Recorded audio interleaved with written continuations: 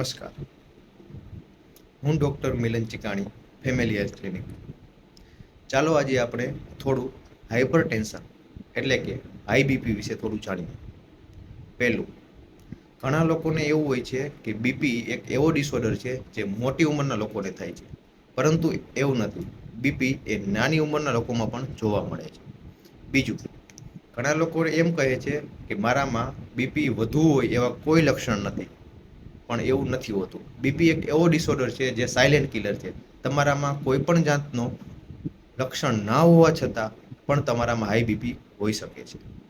ત્રીજું, મોટાભાગના લોકોને એવું હોય છે કે બીપી અમારામાં કોઈને નથી, એટલે કે અમારા નાના કે દાદા દાદી કે નાની એ કોઈનામાં નહોતું એટલે અમને પણ ના આવી શકે. તો એવું નથી.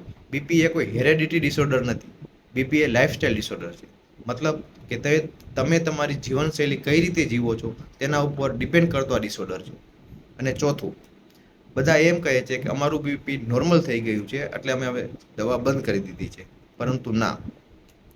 બીપીને આપણે દવા દ્વારા કંટ્રોલ કરી શકીએ છીએ, પણ ક્યારેય ક્યોર કરી શકતા નથી.